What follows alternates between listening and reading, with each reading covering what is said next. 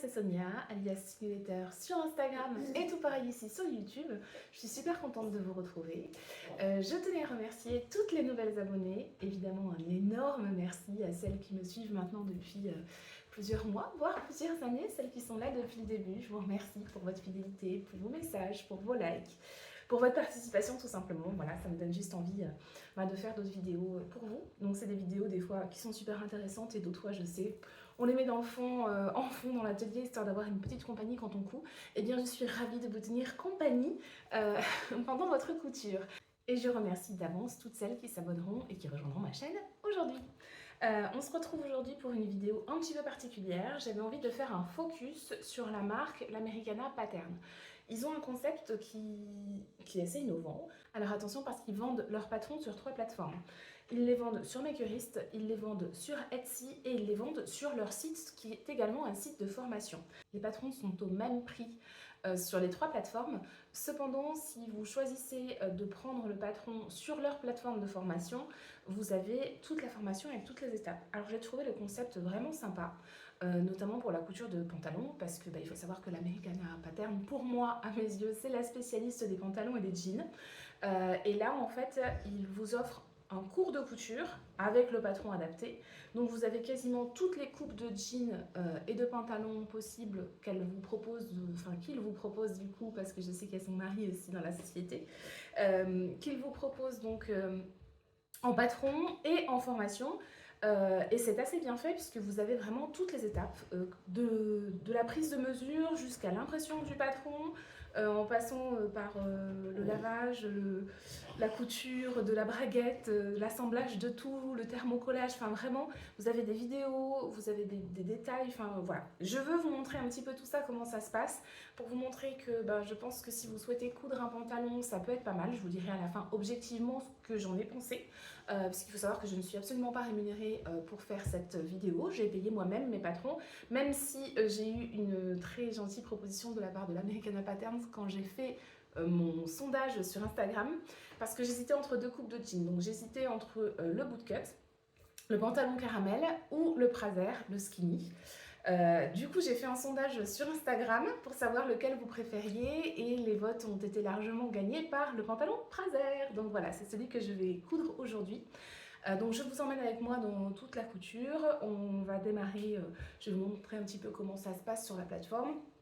Et puis je vais vous montrer un petit peu l'assemblage du patron et les étapes.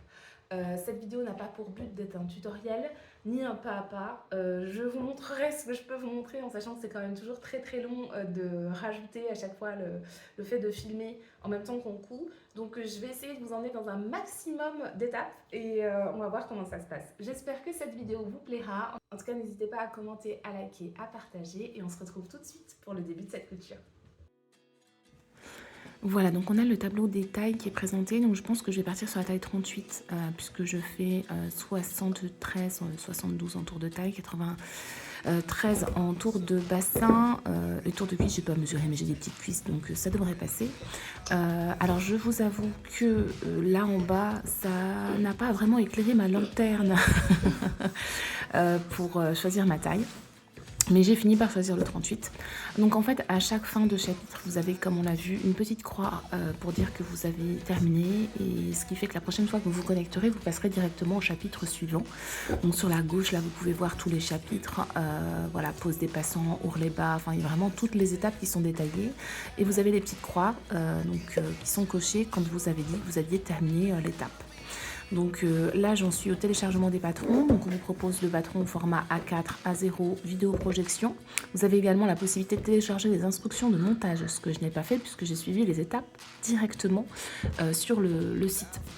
Donc pour les patrons, eh bien, vous cliquez sur votre droite sur le petit onglet calque et là vous venez décocher toutes les cases que vous ne souhaitez pas imprimer.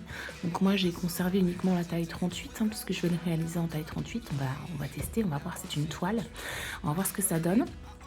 Il ne faut pas décocher évidemment l'écran, les choses comme ça.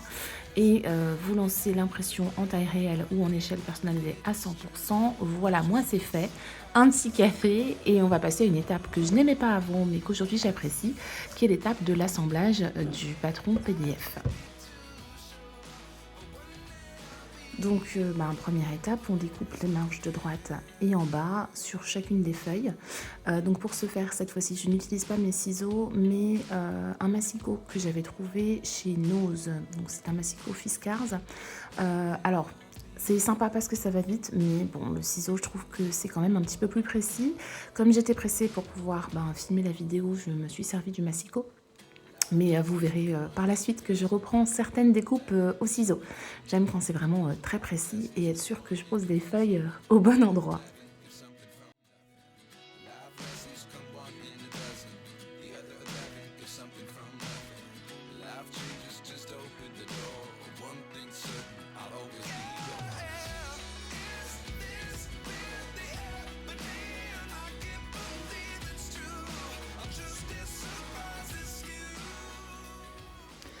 Voilà, donc la découpe des marges est terminée. Je vais pratiquer la technique du puzzle parce que je n'ai que ma table pour assembler mon patron. Et que si je veux l'assembler dans son intégralité, il va être bien trop grand et je serai dans l'obligation de le mettre par terre. Donc je vais suivre le plan d'assemblage, j'adore quand il y en a un. Et je vais assembler pièce par pièce en suivant les numéros de page que je dois assembler pour constituer les pièces une à une. Donc là, je commence, me semble-t-il, par le devant ou le dos, je ne sais plus. Voilà, donc j'ai une première pièce qui est constituée entièrement, donc je vais la découper. Oui, moi je découpe dans mes patrons PDF, sorry. Par contre, je remarque que j'ai le bout d'une autre pièce en fait, donc je vais reporter le numéro de page sur ce petit bout pour pouvoir l'intégrer à mon puzzle quand je constituerai les pièces suivantes. Allez, on continue, il y a quand même pas mal de pièces pour constituer ce jean, donc il faut se mettre au travail, ouais.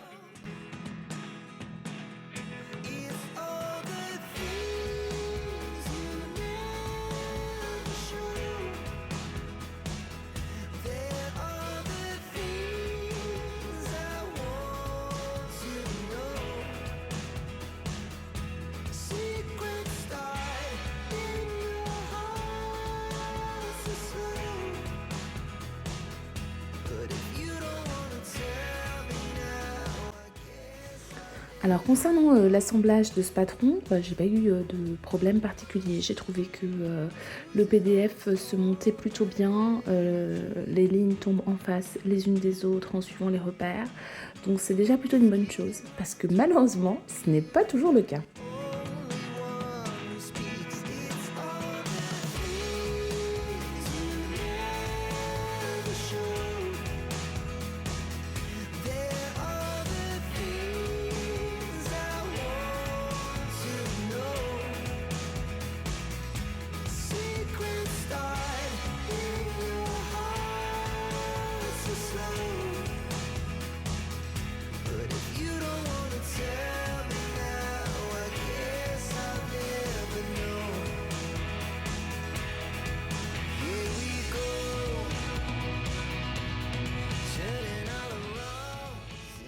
Voilà, donc en fait, avec la technique du puzzle, donc en suivant le plan d'assemblage, ça permet de pouvoir assembler son patron sur un tout petit espace et pas de devoir me mettre par terre, parce que franchement, par terre à quatre pattes, laissez tomber la neige. Et là, je vais assembler toutes les petites pièces qui restent.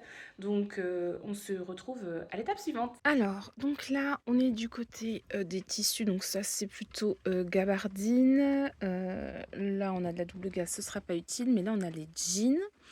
Et il faut que je trouve donc un tissu avec 25% d'élasticité.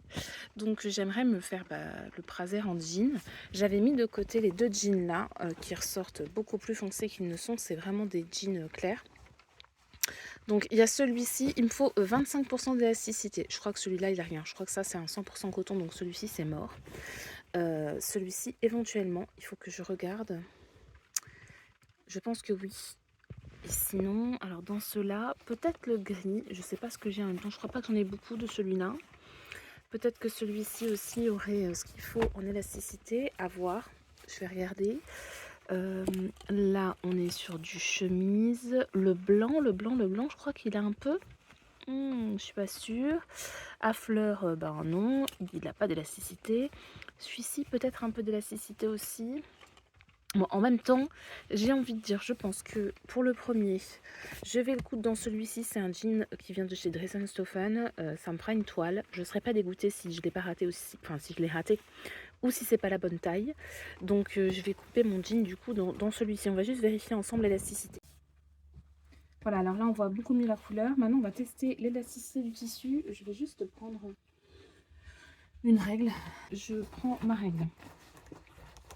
Je vais déplier le tissu, déjà ce sera peut-être plus facile. Hein.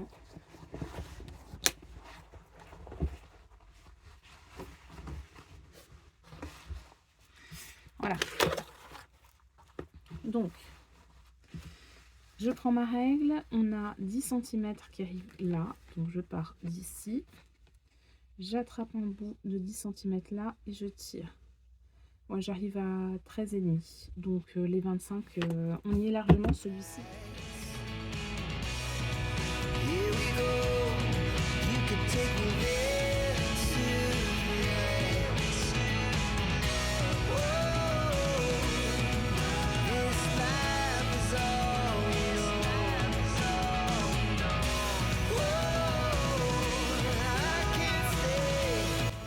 Alors on m'entend pas puisque le son a été coupé pour la vidéo, mais je suis présentement en train de râler puisque mon cutter ne coupe plus rien, je suis obligée de passer 2 fois, c'est en train de me saouler, mais il va me falloir un petit moment quand même hein, pour réaliser que je peux changer la lame pour que ce soit plus facile, mais non, il me faut du temps, hein, j'aime galérer, donc quand j'en aurai eu bien marre de galérer et qu'il me restera quasiment rien à couper, eh bien je changerai ma lame.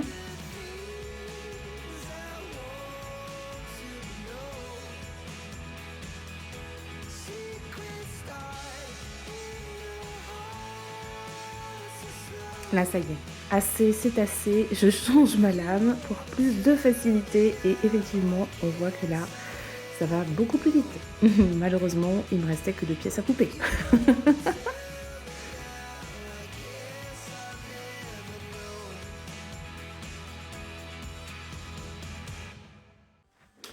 Donc pour le report des pinces, j'ai choisi d'utiliser la technique du papier carbone. C'est un papier que j'ai acheté en mercerie, c'est de la marque Burda. J'en ai mis un dans un sens, un dans l'autre. Bon, dans l'autre, ça marche toujours moins bien. L'idéal étant de tout tourner le tissu, etc. Mais bon, après, je repasse les marquages qui ont été faits à la craie et ça va très très bien. J'ai trouvé une chute de cette viscose de petit citron pour faire justement les fonds de poche. Parce que du coup, tout à l'heure, j'ai été un peu vite, mais c'est bien précisé ici que c'est dans de la toile de coton et pas dans le jean. Pour les épaisseurs, je pense. Donc du coup, je vais repasser cette viscose avant de couper les pièces. Alors j'ai fait le choix de prendre un tout petit fer à repasser pour la rapidité en fait qu'il a à chauffer. J'avais avant une centrale vapeur et par contre je l'ai connecté à une prise connectée qui m'a permis de la programmer pour qu'elle s'éteigne automatiquement au bout d'1 heure. Voilà, ça m'évite les oublis d'éteindre le fer à repasser parce que ça m'est déjà arrivé. Et ça me permet d'éviter que la centrale se mette en veille hein, pour économie d'énergie et surtout les 5-10 minutes qu'on perd à la refaire chauffer pour reprendre la couture, enfin le repassage. Donc première étape de la couture, donc sur la gauche vous avez le visuel de la formation, hein, on vous détaille tout, vous avez même une vidéo explicative sur chaque étape pour vous montrer comment faire, ce qu'il en est. Tout est très bien détaillé, donc là on parle d'entoilage, de préparation de braguettes. Et à chaque étape terminée, pareil, vous cliquez à la fin pour valider en disant que vous avez bien terminé, ce qui fait que quand vous reconnecterez la prochaine fois, vous arriverez directement là où vous en êtes.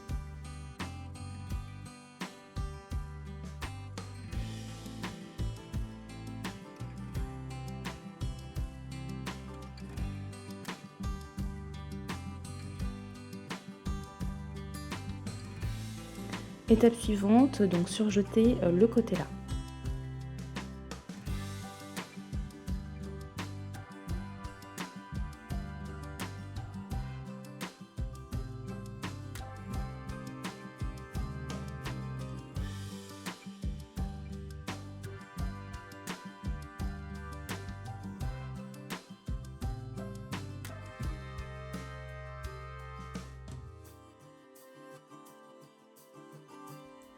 On passe ensuite aux pinces d'eau, donc je pique mon épingle et j'essaie de la faire ressortir dans le trait de l'autre côté.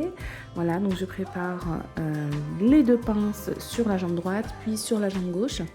Et comme vous voyez sur la gauche, ensuite il faudra piquer les pinces et surpiquer.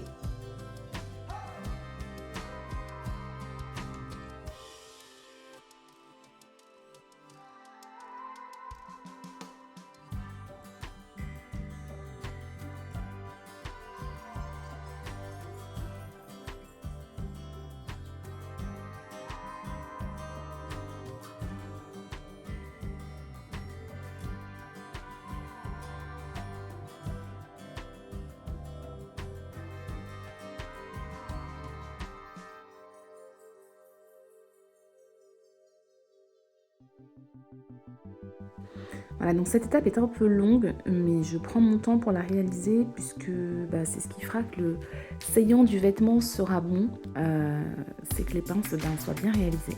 Donc une pince qui part de travers, une pince mal préparée, ça fait que le vêtement tombe pas forcément très bien par la suite. Donc là je suis en train de faire les surpiqûres donc, sur les pinces avec un pied pour surpiquer, qui me permet avec un côté, avec une espèce de petite lame, de suivre la couture. Alors, vous avez plusieurs sortes de pieds différents pour vous aider à le faire, mais celui-ci va bien.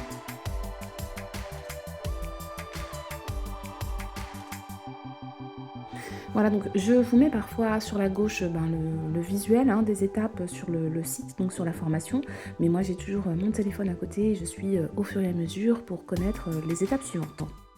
Coucou, donc j'en suis aux surpiqûres des poches. J'adore, avec le petit pied que je vous ai montré tout à l'heure, ça va super bien. Je vous montre un petit peu ce que ça donne. Et là, elle propose du coup de faire des arcuates en bas. Je sais pas, je trouve que là, c'est déjà bien. Ça fait une trace sur le jean. Je pense que je vais en rester là pour cette version. Et vous me direz si sur la prochaine, je rajoute quelque chose ou pas. Voilà ce que ça donne.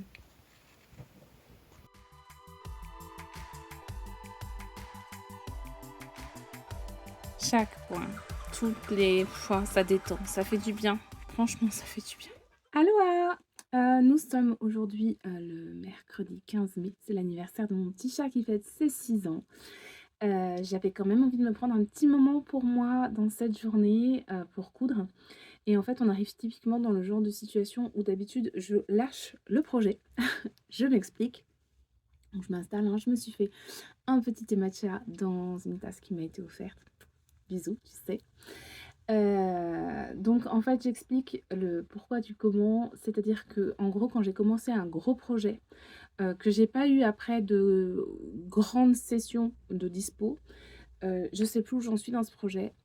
J'ai pas envie de le recommencer parce que du coup, je me dis: «Il faut que je reprenne tout dans le cahier, savoir où j'en suis, qu'est-ce que je dois faire?» et cetera et ça me fait abandonner. Donc j'ai pas mal de projets qui sont comme ça dans des sacs, et qui attendent d'être terminés. Voilà, des fois je sais pas quoi faire, j'ai pas trop de motivation, enfin en tout cas d'envie de couture et je prends le temps d'ouvrir ces sacs et de voir où j'en suis. Mais la plupart du temps, voilà, ces projets restent longtemps, enterrés. Et là justement, je me dis que c'est pas mal parce que la formation que propose l'Americana Pattern vous propose de savoir directement en vous reconnectant où est-ce que vous vous êtes arrêté. Puisqu'au fur et à mesure, vous validez les étapes. Donc là, en fait, quand je vais rouvrir la formation, je vais voir où est-ce que je me suis arrêtée et je vais pouvoir enchaîner sans avoir à réfléchir ce que j'ai fait, ce que j'ai pas fait. Voilà. Et je trouve ça juste génialissime.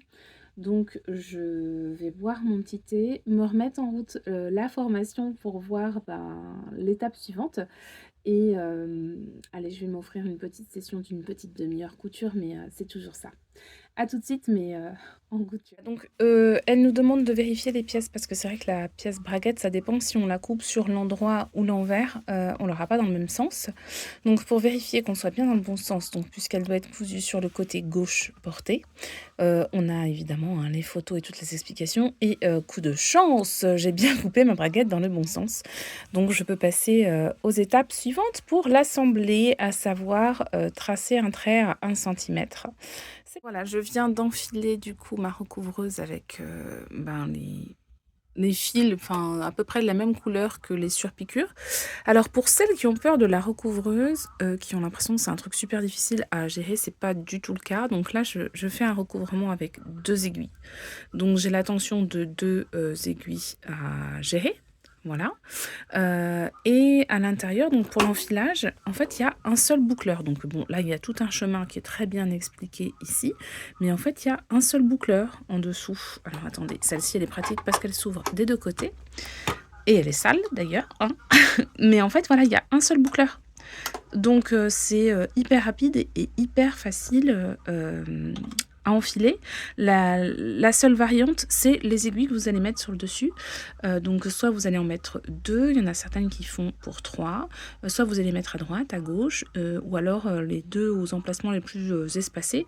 Mais c'est la seule variante en fait qui change. En bas, ça s'enfile toujours de la même façon, il y a toujours un seul boucleur.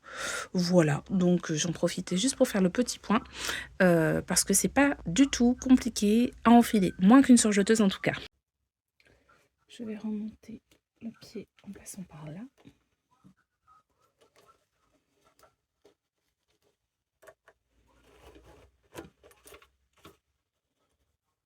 Voilà. Et je me remets bien d'aplomb avec le curseur en bas. Ce sera quand même déjà un petit peu plus pratique, hein. Voilà, on continue.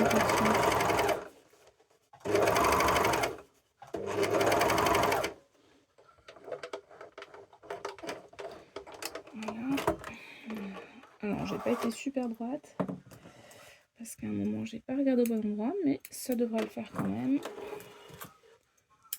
Voilà. Bon, effectivement, on voit bien que là, voilà. Là, j'ai pas regardé au bon endroit, mais sinon, la couture est ok. Je peux enlever l'aiguille et on va passer au step suivant. Voilà, donc là, j'ai mon devant gauche. Oh, ça bouge, pardon. Il faut que je prenne ma braguette, que je la mette donc sur le devant gauche et que je fasse attention à enlever la fermeture éclair pour ne pas la piquer. Donc en gros, elle vient comme ça. Voilà, donc là je vais épingler puis je vais coudre à 1 centimètre ici. Voilà, donc hop, on fait bien attention à ce que la braguette soit sur le côté, enfin la fermeture éclair. Et on vient piquer là le long entre la braguette et la fourche à 1 centimètre. Donc c'est parti.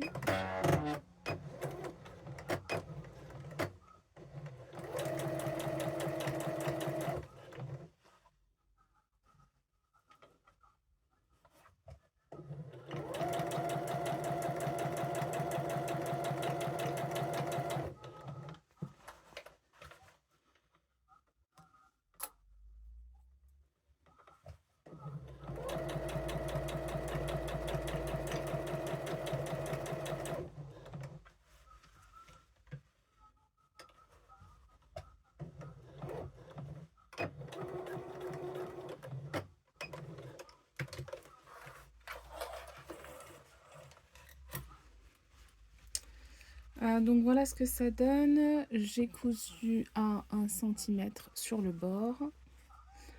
Et voilà ce que ça donne. On continue. Voilà, donc je viens de voir que j'avais raté une étape, le surjet des fourches. Donc en fait, il fallait surjeter avant l'assemblage de la braguette, surjeter les fourches, ce qui n'est pas gênant parce qu'en fait, je vais le faire maintenant, ce qui permettra de surjeter aussi la partie braguette, voilà, en même temps que le reste. Et je vais surjeter aussi la fourche là. Là, donc je refais quand même un test pour voir ce que ça va donner avec les réglages là, puisqu'entre temps je l'ai utilisé pour d'autres projets. Hop, ce que vont donner les réglages là. Donc il me semble que j'étais partie sur quelque chose comme ça. Go.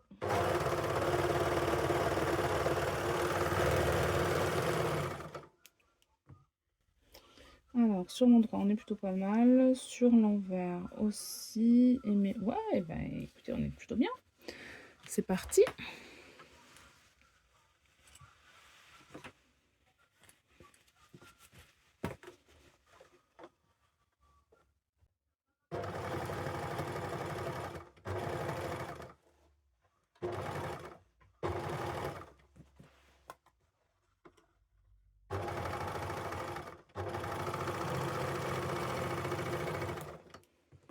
Voilà, donc du coup, la fourche devant, elle est assemblée et ça a pris en même temps, ça a surjeté.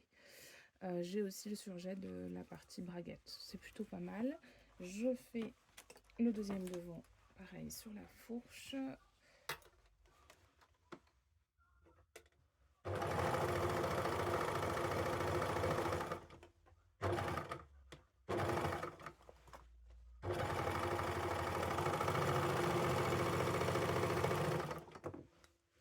Et voilà, donc les deux sont faits. Je peux passer à l'étape suivante. Donc voilà, j'ai repassé la braguette du coup sur l'envers avec la petite marge là sur le surjet. Maintenant, il faut que je me remette sur l'endroit.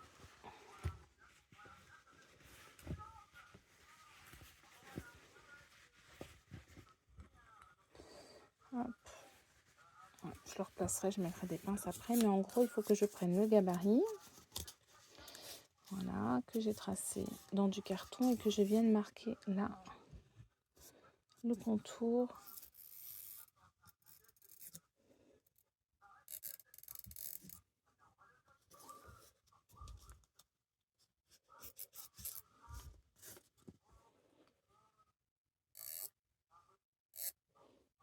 Voilà, ça me semble plutôt pas mal. Donc là, il va falloir que je surpique ici le long sans prendre la braguette, donc il restera bien ouverte comme ça. Et je vais surpiquer ici le long. Je reviens. Voilà, donc j'ai fait la surpiqûre à 1 mm du bord. On la voit pas très bien. Voilà, là on la voit mieux.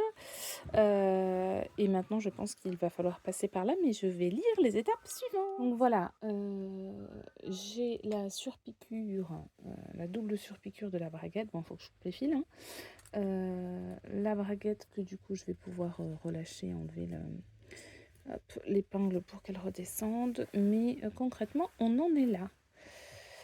Voilà, et ben go pour la suite, hein. Voilà, j'ai coupé les fils. Donc, alors la seule chose, donc il faut faire attention quand on pique en bas, à ne pas piquer sur la petite partie métallique. Ce que je trouve dommage, c'est qu'au moment où on pose donc la première partie là de la braguette sur la pâte, en fait on nous donne pas d'indication. Ça serait vachement bien qu'on nous dise à quelle hauteur on doit placer ce petit curseur en métal pour éviter justement qu'il touche au moment de la couture ici. Ouais, voilà, c'est la seule petite chose que je noterai au passage. On continue. Voilà, donc sur l'étape suivante, il faut mettre donc le soupon sur la partie libre là de la braguette, donc comme ceci, et il va cacher la braguette. Alors là, encore une fois, je vais me caler par rapport en dessous, mais on n'a pas d'indication. Bon, après, il y a les photos, mais voilà, donc je vais l'épingler comme ça et il va falloir venir l'assembler donc seulement à la braguette. Donc coudre uniquement la partie là, d'où l'intérêt de ne pas fixer la deuxième partie là au moment de la première couture. Voilà, donc là la couture est faite. Elle n'est pas jojo parce qu'en fait j'y ai pas pensé tout de suite, mais finalement j'ai utilisé mon pied à fermeture éclair fin parce que l'épaisseur derrière de la fermeture éclair me gênait. Je vous montre le pied. Voilà, il s'agit de ce pied-là. Je vous montre à quoi il ressemble. Voilà, il est vraiment tout fin et ça permet d'être vraiment au plus près et de coudre à 5 mm comme demandé dans les instructions. Voilà, pour comparer, ça permet d'être au plus près.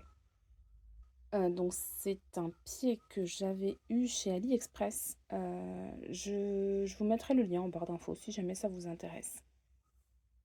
Donc étape suivante, on me dit de cranter le devant, enfin d'entailler donc sur 5 mm le devant au cran, mais je n'ai pas de cran. Alors je sais pas si ce 38 là signifie la hauteur du cran, je pense. Alors mais du coup personnellement je n'ai pas de trait. Bon, je vais faire un petit trait ici parce que je vois pas pourquoi il y aurait écrit 38 en sachant que la taille est précisée nulle part ailleurs. Donc je pense que c'est le cran pour 38 et je vais faire une petite entaille ici. Donc voilà, j'ai cranté au niveau du 38 sur le patron. J'ai reposé le patron dessus, puis j'ai refait un petit cran de 5 mm. Voilà, donc là, on me demande de faire un repli sur l'envers de 1 cm. Donc, je prends ma règle qui vient de chez AliExpress, qui est super pratique parce que on peut repasser dessus. Elle est en plastique résistant. Je vous mettrai le lien dans la barre d'infos si jamais c'est quelque chose qui vous intéresse. C'est pas du tout pour vous inciter à l'achat, mais parce que je sais qu'en général, quand je parle de produits, on me demande ensuite où est-ce que je les ai trouvés et le lien. Comme ça, au moins, ce sera général. Et vous aurez déjà l'info.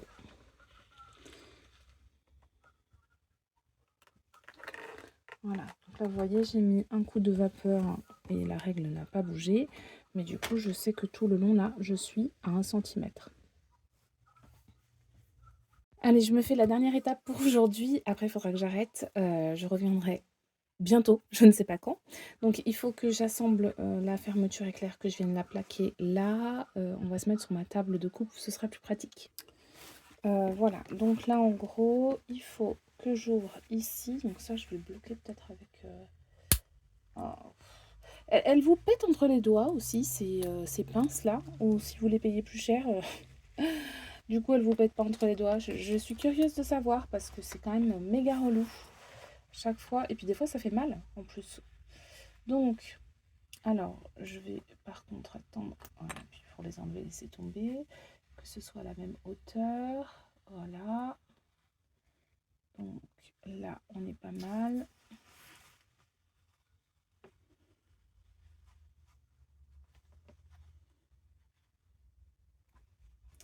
Donc je vais épingler et puis je piquerai une prochaine fois. Parce que là, je vais être prise par le temps. Donc, il ne faut pas que je pique n'importe comment. Là, que je prenne bien toutes les épaisseurs. Voilà, parce qu'on a le soupon derrière.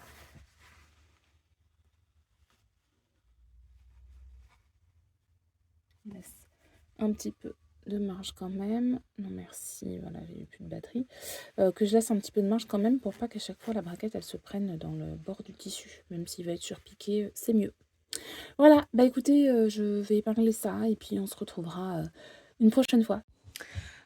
Aloha, donc je suis en train de faire le montage et je m'aperçois que la vidéo est quand même assez longue, donc je vais la scinder en 2 parties.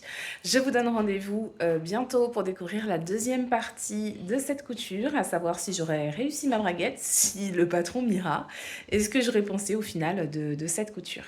Donc merci de m'avoir suivi jusqu'ici. Si vous êtes arrivé jusqu'à la fin de la vidéo, je suis curieuse de le savoir, mettez-moi 2 petits cœurs bleus en commentaire. Ouais, parce que je suis en bleu, il y a une étoile bleue, on a fêté l'anniversaire de Lissandre hier, c'est normal. Mais ça me ferait plaisir de voir celles qui ont assisté jusqu'au bout à cette vidéo. Voilà, je vous fais des gros bisous en attendant et je vous dis à tout bientôt, j'ai trop hâte. Ciao, ciao!